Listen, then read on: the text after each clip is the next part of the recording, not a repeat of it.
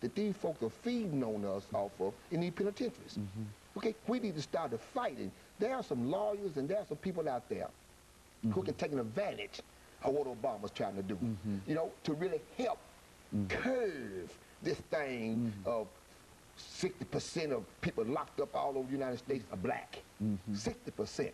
You know, and then they're saying 50% of us don't even graduate high school. So, you know, so some of those things that we can begin to work on to help Obama, because Obama has opened it up. So don't get this wrong. Okay. You know, Obama has opened this thing up now. This politics and stuff will never be the same. It's gonna be a different ball game from here on. Now, can he do all this work? No. Okay. Should he do it? No. Okay. But shouldn't we use him as a tool and a resource for us to get other things done? Shouldn't we be able to use it? Yes, we should. And for us ex-offenders, we need to find ways of stopping people from making us pay money and we can't even get a job. See, so how can we get the lawyers out there to begin to fight?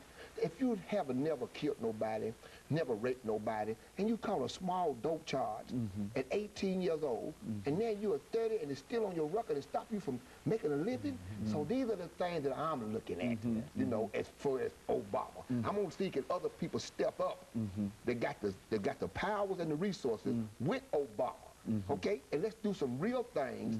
And, you know, if we can bring it down to 30%, we'd be better off than 60. You know? So, and you appear to agree with that with that assessment in terms of what we go on. Yeah, pretty much so, Dr. Haney. I think that first of all, I think as Black Americans, we need to understand that President Obama, you know, he's not the savior. You know, he is the president of the United States of America, not the president of Black America.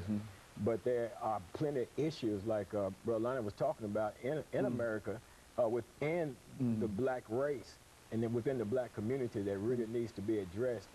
And I think what's happening is with the Obama administration is, you know, with that, I had alluded to the Second Chance Act, which hit the table in 2005. I think All Inspector and some other guys up there, they initiate this process. It finally came into being back last year in 2008 when then President Bush signed it into law. And then in this year, since President Obama has been in office since January, they have he's already requested $75 million to go toward that effort. 25 million of that to be used within the fiscal year 2009 to go toward, you know, programs, to nonprofit programs, and I think some type of Indian type programs also that would help and offer assistance to people coming out of the prison system back into society, to help them reintegrate back into society. Because, you know, right now, you know, we got a massive engine that ain't clicking on all cylinders, you know, and most time when the engine is not clicking on all cylinders, I think the ones that miss it, the funding or the resources the most is the Black American community, the Latino communities, the Hispanic communities, and the like. But the money, please be clear about this, is appropriated for all people that have been incarcerated in the system. You know, and I don't want to make it seem like this is a black only thing, because it's not. Because the penal system consists of all races, all cultures, all nationalities of people that need the same resources, that need the same assistance in coming out and making that entry back into society.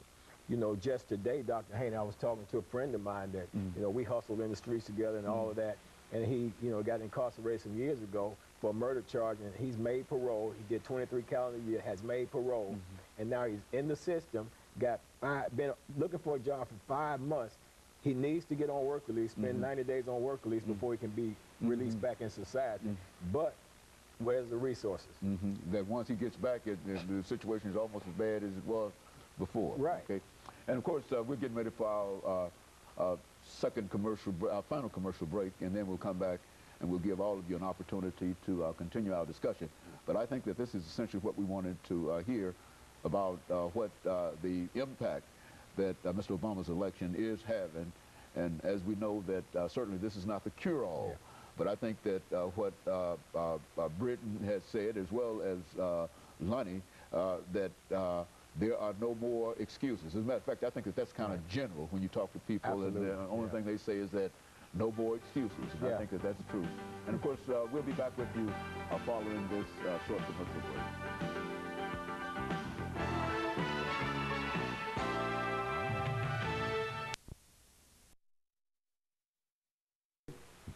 The top